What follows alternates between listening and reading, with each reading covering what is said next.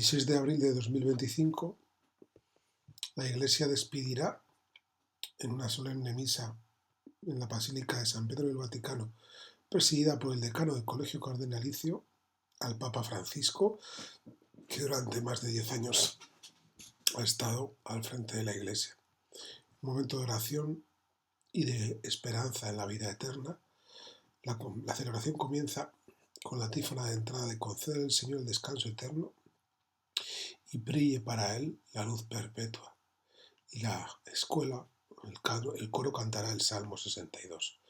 Después de esto, el saludo del presidente, viene el confiteor, el yo confieso, y los kyries pidiendo perdón.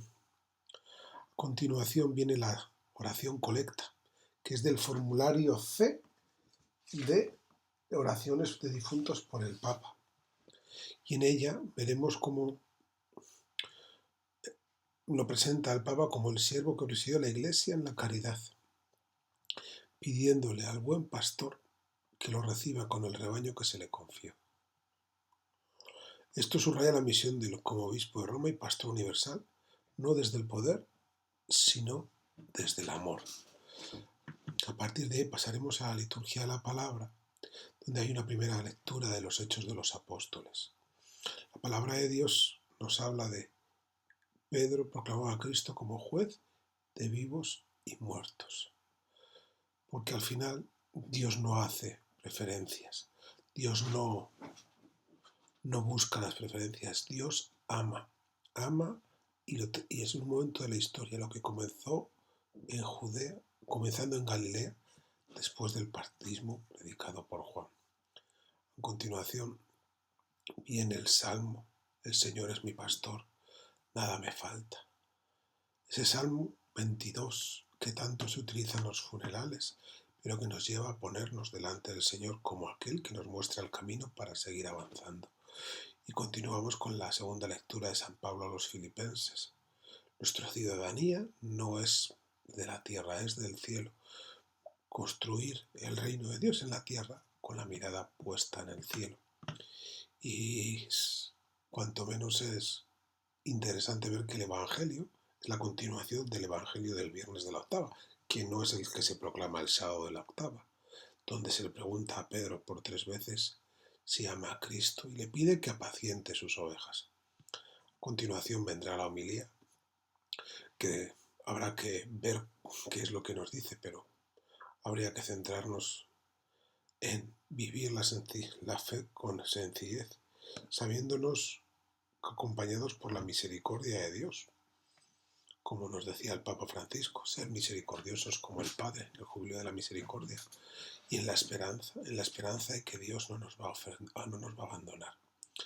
Luego vendría la oración universal, las peticiones que se van a hacer en diferentes idiomas, signo de la universalidad de la Iglesia, por el mapa del Papa Francisco, por la Iglesia, por los pueblos del mundo, por los difuntos y por todos los presentes.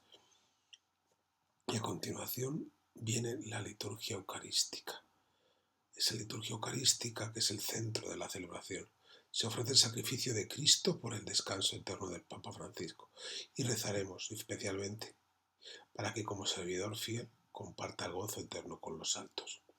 En la oración sobre las ofrendas se implora a Dios que reciba al Papa como instrumento de caridad y de paz de la familia humana y se pide que goce con los santos del fruto de su servicio.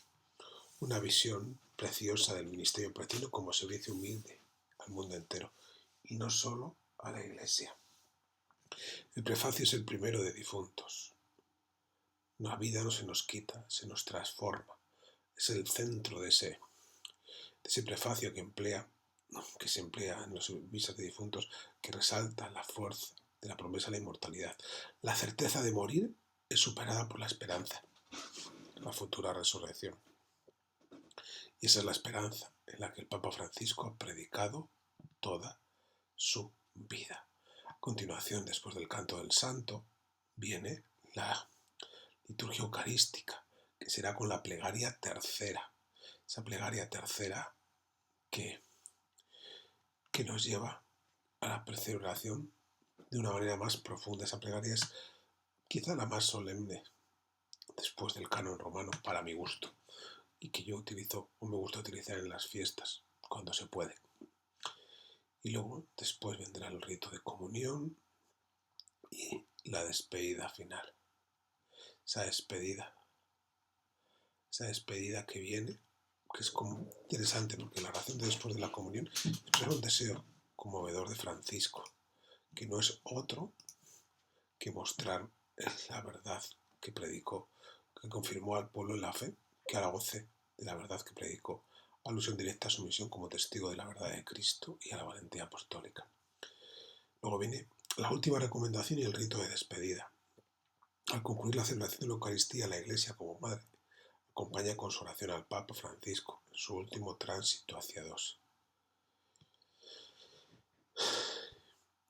La última recomendación en el rito latino es solemne, cargada de esperanza. El celebrante encomienda el alma del Papa Francisco a la misericordia de Dios, pidiéndole que lo resucite en el último día y lo acoja en su paz. Luego viene la letanía de los santos, la letanía larga, que a veces se nos hace larga, pero es que es a ellos que han sido primeros que nos acompañen. Y hay un gran número de papas en esta letanía, que son aquellos que han sido para el Papa Francisco centro de su ministerio. También la oración final de esta recomendación tiene su interés porque es el vicario general de Roma el que la hace. Es aquel que es el vicario del Papa en Roma. Y luego viene la recomendación y la súplica de la Iglesia Oriental. El rito incluye una bellísima oración. Según la tradición de las iglesias orientales católicas, se suplica que Dios, amigo de los hombres, concederá el descanso eterno a su servidor, el Papa Francisco, en un lugar de luz, de frescura y de paz. Esto resalta la catolicidad, porque el Papa no es solo para los occidentales, el Papa es también Papa para tantas iglesias orientales que a veces se nos olvida. Así, la Iglesia entera, los dos pulmones que decía San Juan Pablo II, Oriente y Occidente, despiden al Papa Francisco, orando juntos por el mismo pastor. Y en un momento acabado, se toma y se canta el responso, se hace el responso con el agua, con el incienso, y acaba la celebración con un canto del In Paradiso, en el paraíso. Esa es la llamada que tenemos todos. Y el canto posteriormente del Magnificat, ese canto a María, el proclama mi alma la grandeza del Señor, ese canto con el que acaba la celebración, pidiéndole al Señor que le dé el descanso eterno a nuestro Papa Francisco.